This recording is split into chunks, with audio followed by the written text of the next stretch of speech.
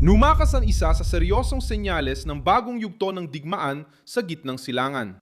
Inaprubahan ng Israel ang sandatahang lakas na magmobilisa ng hanggang 400,000 reserbista sa gitna ng labanan laban sa Iran at Hezbollah.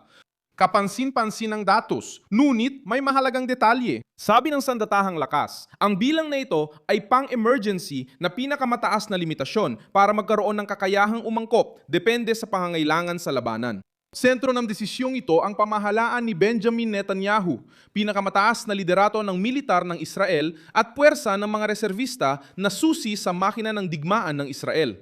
Pag-apruba sa hakbang na ito, sabay-sabay nang umuusad ang digmaan sa iba't ibang direksyon. Nagsimula ang mga pag-atake ng US at Israel sa Iran noong Pebrero 28 at umatake ang Hezbollah sa Israel noong Marso 2 bilang suporta sa Tehran. Mula noon, ang presyon ay hindi na lamang sa himpapawid, kundi naging labanan na rin sa hangganan at agawan ng teritoryo. Diyan pumapasok ang tanong na nanghingibabaw sa mga balita. Ang mobilisasyong ito ba ay patungo sa isang paglusob sa Iran? Hanggang sa ngayon, ang konkretong galaw ng mga tropa sa lupa ay mas may kinalaman sa Lebanon kaysa sa teritoryo ng Iran. Inanunsyo ng Israel na balak nilang sakupin ang isang bahagi ng Timog, Lebanon hanggang sa Ilog Litani bilang isang sona ng seguridad. Isang lugar na halos katumbas ng isang ikasampu ng teritoryo ng Lebanon.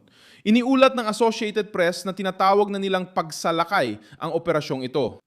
Libong sundalong Israeli ang tumawid sa hangganan at tumatagal na ng 3 linggo ang labanan sa lupa. Saan pumapasok ang Iran? Sa usapang ito, pumapasok ito bilang isa pang malaking front ng digmaan. Ngayong Biyernes, muling tinarget ng Israel ang mga pasilidad ng programang nuklear ng Iran.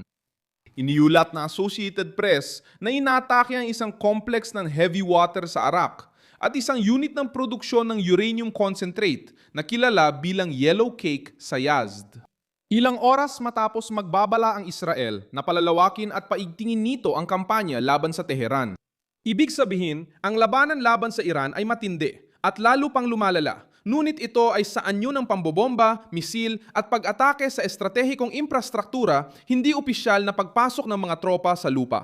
Sa Paris, sinabi ni Marco Rubio na posibleng makamit ang layuning militar laban sa Iran nang walang tropang lupa at dapat tumagal lang ng ilang linggo ang operasyon, hindi buwan. Bakit magbubukas ng puwang para sa hanggang 400,000 reserbista? Gusto ng Israel ng sapat na lakas militar para mapanatili ang mahabang digmaan sa iba't ibang senaryo. Kasabay nito, mga pag-atake laban sa Iran, labanan sa Hezbollah, okupasyon sa timog ng Lebanon, pagtatanggol ng sariling teritoryo at sa mga bagong banta sa riyon. Ang limitasyong ito sa mobilisasyon ay nagsisilbing insurance sa digmaan at nagbibigay sa militar ng kalayang mabilis magdagdag ng sundalo kung lalong mawalan ng kontrol ang labanan. Ang bigat ng desisyong ito ay lampas pa sa mga hangganan ng Israel. Ayon sa Reuters, itinulak na ng digmaan ang presyo ng Brent na langis, malapit sa $112 na tumaas ng higit sa 50% mula nang magsimula ang labanan. Ang pagkaantala sa kipot ng Hormuz ay patuloy na gumagambala sa enerhiya, transportasyon at mga merkado sa mundo, kaya nakakatakot ang mobilisasyong ito. Hindi lang ito militar, kundi babala rin na malayo pa ang solusyon sa krisis. Ang malinaw at napatunayan ay isang napakalaking hakbang militar, isang pahintulot para sa hanggang 400,000 reservista. Isang pagsalakay sa Timog Lebanon na kinikilala na ng ilang pandaigdigang media at mas agresibong kampanya ng himpapawid laban sa mga target ng Iran. Kung di magtagumpay ang diplomasya at tumindi pa ang tensyon, maaaring gamitin ang bilang na ito bilang basehan ng panibagong pagigting.